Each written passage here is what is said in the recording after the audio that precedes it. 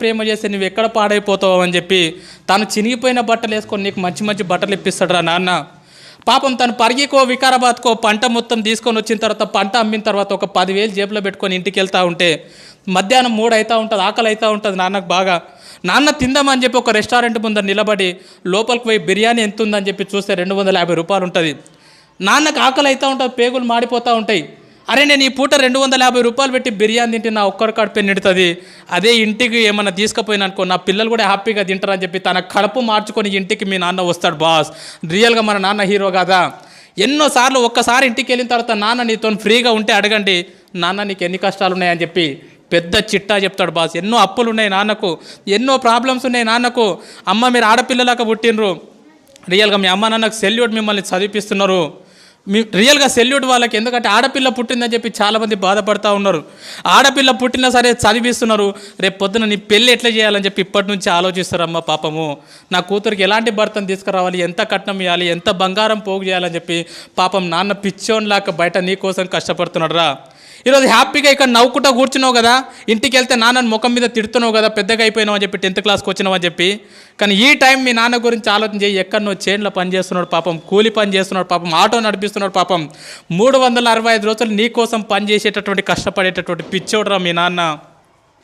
మరి ఇంకో దేవత గురించి చెప్పున్నా, నిజంగా భగవంతుడు అనేవాడు ఉన్నాడో లేడో నాకైతే తెలియదు, కానీ 9 నెలలు మోసింది బాస్ అమ్మ మనని.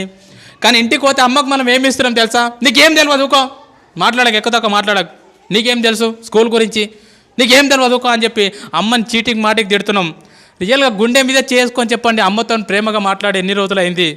చాలామంది పిల్లల్ని చూస్తూ ఉంటా నేను, వాళ్ళ అమ్మ నాన్న చనిపోయినప్పుడు ఎవరి జీవితం ఇది జరగొద్దా నేను అనుకుంటున్నా, కానీ ఖచ్చితంగా ఏదో ఒక రోజు మన అమ్మ మన నాన్న మనల్ని వదిలేసి వెళ్ళిపోతారా.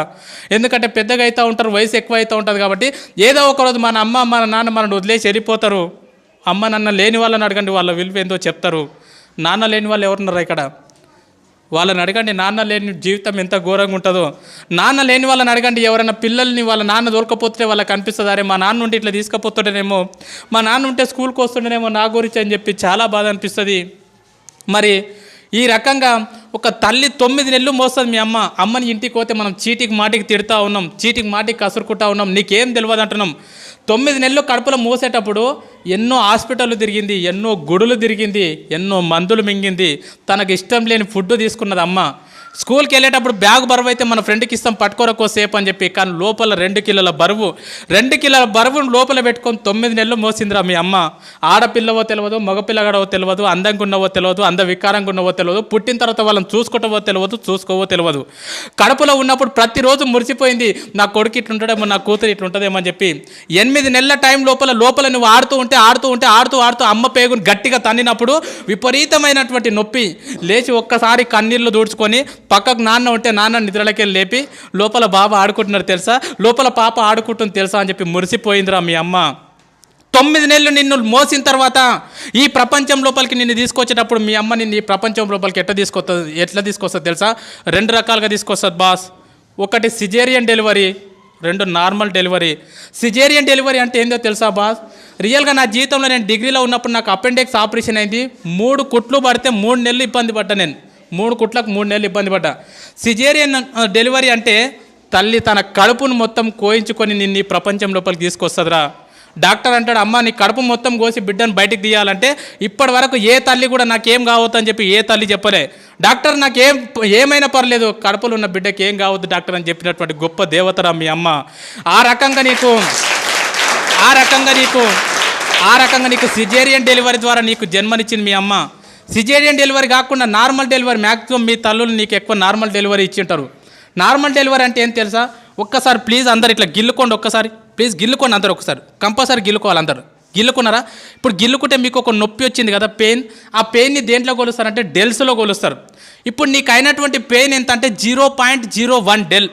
0.01 డెల్కి అబ్బా అంటున్నావు. నేను వచ్చి నీకు గట్టిగా తొడపాశం పెడితే అది ఎంత ఉంటుంది అంటే 0.1 డెల్ ఉంటుంది. 0.1 డెల్కే తల్లడిల్లిపోతున్నావు అబ్బా అంటున్నావు. కానీ 9 నెలలు నిన్ను మోసి నిన్ను ఈ ప్రపంచం లోపలికి తీసుకొచ్చేటప్పుడు మీ అమ్మ ఎంత నొప్పి భరిస్తుంది తెలుసా బాస్? 57 డేల్స్ నొప్పిని భరిస్తుందిరా. 57 డేల్స్ నొప్పిని భరిస్తుంది బాస్. 57 డేల్స్ నొప్పి అంటే ఎంతో నీకు అర్థం కాదు. 20 సుత్తెలు తీసుకొని ఒక్కసారి వెన్నెముక మీద ధన ధన ధన కొడితే ఎంత నొప్పి, అంత నొప్పిని భరించింది అమ్మ. 20 తేళ్ళు శరీరం మీద మొత్తం కొడితే ఎంత నొప్పి, అంత నొప్పిని భరించింది మీ అమ్మని నీ ప్రపంచం లోపలికి తీసుకొచ్చేటప్పుడు. ఒక కాయన్ని తీసుకెళ్ళి ట్రైన్ పట్టాల మీద పెడితే ఎంత విస్తరిస్తుందో అంత నొప్పిని భరించింది అమ్మ. అంత నొప్పిని భరించి 9 నెలల తర్వాత అరుపుల మధ్యలో, కేకల మధ్యలో మొత్తం నేలకేసి కొట్టుకున్నది, గింజుకున్నది, గొంతు పోయేటట్లు అరిచింది. లేబర్ రూమ్లో జన్మనిచ్చింది బాస్. నువ్వు బయటికి వచ్చిన తర్వాత నువ్వు రక్తపు మడుగులో ఉంటే డాక్టర్ నిన్ను బ్లౌజులతో పట్టుకుంటే అమ్మ మాత్రం నిన్ను డైరెక్ట్ తీసుకొని పాపం ముద్దాడిందిరా. రక్తం మధ్యలో ఉన్నటువంటి నిన్ను తీసుకొని మల్లె పువ్వులాక చేసి పెంచి పెద్ద చేసింది బాస్. తను నిన్ను పెద్దగా చేస్తుంటే ఎన్నోసార్లు తను పక్కకు తను తింటుంటే ఎన్నోసార్లు మూత్రం చేసినావు, ఎన్నోసార్లు బాత్రూమ్ చేసినావు. ఒక్కరోజు కూడా విసుక్కోకుండా తను తినేది పక్కకు పెట్టి అల్లారు ముద్దుగా పెంచి పెద్ద చేసిందిరా అమ్మ నిన్ను. అలాంటి అమ్మకు మనం ఏమి ఇస్తున్నాం? నీకేం తెలియదు పో.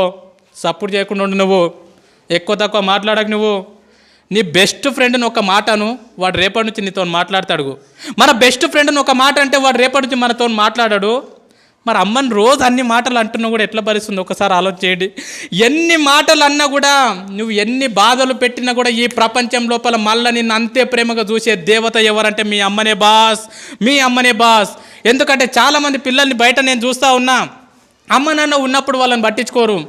వాళ్ళు చచ్చిపోయిన తర్వాత ఇక తీసుకుపోయేటప్పుడు అక్కడ పాతి పెట్టేటప్పుడు వాళ్ళ కాళ్ళని పాలతో కడుక్కుంటా, నెయ్యితో కడుక్కుంటా, నీళ్ళతో కడుక్కుంటా, అమ్మ నువ్వు అంటే నాకు ఇష్టం అమ్మ, ఐ లవ్ యూ అమ్మ, ఐ లవ్ యూ నాన్న అని చెప్పి వాళ్ళు చచ్చిపోయిన తర్వాత గొంతు చించుకొని అరుస్తూ ఉంటారు, నువ్వు అంటే నాకు ఇష్టం అమ్మ అని చెప్పి. వాళ్ళు చచ్చిపోయిన తర్వాత నువ్వు చూస్తే, నువ్వు ఏడిస్తే వాళ్ళకి తెలుస్తుందా? చచ్చిపోయిన తర్వాత అమ్మ నువ్వు నాకు అంటే ఇష్టం అంటే వింటదా? చచ్చిపోయిన తర్వాత వింటారా బాస్? చచ్చిపోలేదు కదా, బతికే ఉన్నారు కదా, మీకోసం 365 రోజులు కష్టపడుతున్నారు కదా. ఈరోజు ఇంటికి వెళ్ళిన తర్వాత చెప్పండి, అమ్మ నువ్వు అంటే నాకు చాలా ఇష్టం అమ్మా, నన్ను ఎట్లా కన్నావమ్మా, అసలు నేను ఎంత లక్కీ అమ్మా, నా కోసం ఎంత కష్టపడుతున్నావు అమ్మా అని చెప్పి. అమ్మకి ఎన్నిసార్లు థ్యాంక్స్ చెప్తున్నారు, ఎవరు చెప్పట్లే అమ్మకి థ్యాంక్స్. అమ్మకు నువ్వు థ్యాంక్స్ అని చెప్తే కూడా అర్థం కాదు.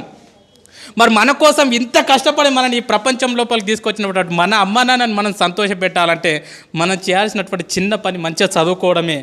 నువ్వు ఈరోజు మంచిగా చదువుకొని అన్ని పాస్గా ఇదే టీచర్లు మీ ఊరికి వచ్చినప్పుడు అబ్బా నీ కొడుకు బాగా పాస్ అయింది అమ్మ, నీ కూతురు బాగా పాస్ అయిందంటే ఆ నొప్పిని మొత్తం మర్చిపోతుందిరా అమ్మ. అరే నా కొడుక నా కూతురు, అరే సారులు గొప్ప చెప్పారు అని చెప్పి. ఆల్రెడీ అమ్మ కడుపు కోతబెట్టి ఈ ప్రపంచం లోపలికి వచ్చినాం. రేపు పొద్దున కాలేజ్ చేస్తుంటేనో ఇంకేదో చేస్తుంటేనో ఎవరో పరిచయం అయ్యారని చెప్పి ముఖం తెలియని వాళ్ళతో ఇంట్లోకి వెళ్ళిపోయి అమ్మ నాన్న గుండెల మీద దాన్ని వెళ్ళిపోవద్దురా. ఎంతమందిని చూస్తున్నాం బయట, యూట్యూబ్లో చూస్తున్నాం, దాంట్లో దీంట్లో చూస్తున్నాం. ఎవరో ముఖం తెలియనోడు పరిచయం అయితే 2 సంవత్సరాల పరిచయానికి అమ్మ నాన్నని కాదంటున్నారు. వద్దుపో, మీరు వద్దు, నాకు వీడే కావాలి. ఎంత బాధ ఉంటుంది పాపం. 9 నెలలు మోసి అంత నొప్పి భరించి ఈ ప్రపంచంలోకి తీసుకొచ్చినటువంటి ఒక కూతురు నువ్వు వద్దుపో నాకు వీడు కావాలని చెప్పి గుండెల మీద తన్ని వెళ్ళిపోతుందంటే ఆ తల్లిదండ్రులకు ఎంత బాధ ఉంటుందో ఆలోచన చేయండి. నా నంబర్ 1 స్కూల్లో చదువుతున్నటువంటి ప్రతి అమ్మాయికి ప్రతి అబ్బాయికి చేతులు ఎత్తి నమస్కరించి చెప్తున్నా, జీవితంలో మీ పెళ్లి చేసే అదృష్టం మీ అమ్మ నాన్నకి ఇవ్వండిరా.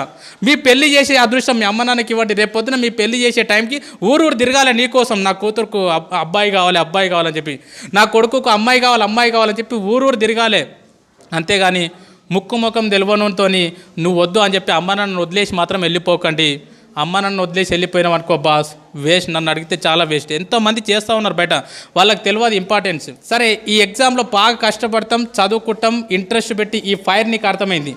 ఇన్ కేస్ నువ్వు ఎంత కష్టపడి చదువుకున్నా రేపు పొద్దున యాన్యువల్ ఎగ్జామ్ అప్పుడు నీ హెల్త్ బాగాలేకనో సంథింగ్ ఏదో ఫెయిల్ అవుతావు. ఒక్కొక్కసారి ఫెయిల్ అవుతాం. ఫెయిల్ అయితే వేస్టా?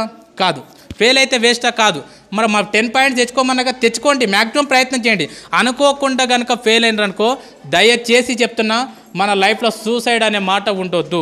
సూసైడ్ చేసుకోవద్దు. ఎందుకంటే మనం చచ్చిపోయినాం అనుకో బాస్, నువ్వు ఫెయిల్ అయినావు అని చెప్పి సూసైడ్ చేసుకుంటే ఈ స్కూల్కి నీకంటే మంచి స్టూడెంట్ వస్తాడు, నీ ఫ్రెండ్కి మంచి ఫ్రెండ్ దొరుకుతాడు, కానీ మీ అమ్మ నాన్నకు మళ్ళీ ఇలాంటి కూతురు ఇలాంటి కొడుకు దొరకడరా. అందుకే ఒక్క విషయం బాగా గుర్తుపెట్టుకోండి, లైఫ్లో ఎన్ని కష్టాలు వస్తే ఫ్యూచర్ అంత బాగుంటుంది, లైఫ్లో ఎన్ని ప్రాబ్లమ్స్ వస్తే నీ భవిష్యత్ అంత బాగుంటుంది. చాలామంది పిల్లలు అంటారు, సార్ మా ఇంట్లో ఫుల్ ప్రాబ్లమ్స్ ఉన్నాయి సార్, అసలు వేస్ట్ సార్ అంటారు. మనము హాస్పిటల్కి వెళ్ళినప్పుడు, హార్ట్ హాస్పిటల్కి వెళ్ళినప్పుడు ఈసీజీ తీస్తారు కదా, ఈసీజీ తీసినప్పుడు ఇట్లా వస్తుంది, అది లైన్ చూసిరా, సినిమాలో చూపిస్తారు, టొయ్ టొయ్ టొయ్ టొయ్ అని వస్తుంది. అట్లా రాకుండా టొయ్ అని వచ్చిందంటే దాని అర్థం ఏంది? చచ్చిపోయిండని అర్థం. మిత్రమా, నీ జీవితం లోపల కూడా కష్టాలు లేకుండా కన్నీళ్ళు లేకుండా జీవితం ఇట్లా సాపిగా సాగిపోతుందంటే నువ్వు చచ్చిపోయినటువంటి శవంతో సమానం. నీ జీవితం లోపల కూడా కష్టాలు వస్తున్నాయి, సుఖాలు వస్తున్నాయి, కన్నీళ్ళు వస్తున్నాయి, ఒడిదుడుకులు వస్తున్నాయి, ఫెయిల్ అవుతున్నాం, పాస్ అవుతున్నాం అంటే నువ్వు బతికున్నావని అర్థం మిత్రమా, బతికున్నావని అర్థము, బతికున్నావని అర్థం. స్వామి వివేకానంద అంటాడు, కెరటాలు నాకు ఆదర్శం, పైకి లేస్తున్నందుకు కాదు, కింద పడ్డ ప్రతిసారి పైకి లేస్తున్నందుకు. ఎన్నిసార్లు ఫెయిల్ అవుతున్నాం అనేది ఇంపార్టెంట్ కాదు, ఫెయిల్ అయిన ప్రతిసారి మళ్ళీ పాస్ కావడానికి ప్రయత్నం చేస్తున్నామా లేదా అనేది ఇంపార్టెంట్. 10 సార్లు ఫెయిల్ అయినా సరే 11వసారి ప్రయత్నం చేయండి, అదే నిజమైనటువంటి చదువు. నన్ను అడిగితే ఫెయిల్ అయితే బాధపడొద్దు, సబ్జెక్ట్ పోతే బాధపడొద్దు, ఎందుకంటే జీవితం అనేది చాలా నేర్పుతుంది. అడగండి మీ టీచర్లను, ఎప్పుడన్నా ఫ్రీగా ఉన్నప్పుడు, సార్ మీరు ఎప్పుడన్నా ఫెయిల్ అయినరా? ఖచ్చితంగా ఏన్నో ఒక దగ్గర ఫెయిల్ అయినామని చెప్తారు వాళ్ళు, ఖచ్చితంగా ఫెయిల్ అయినరు.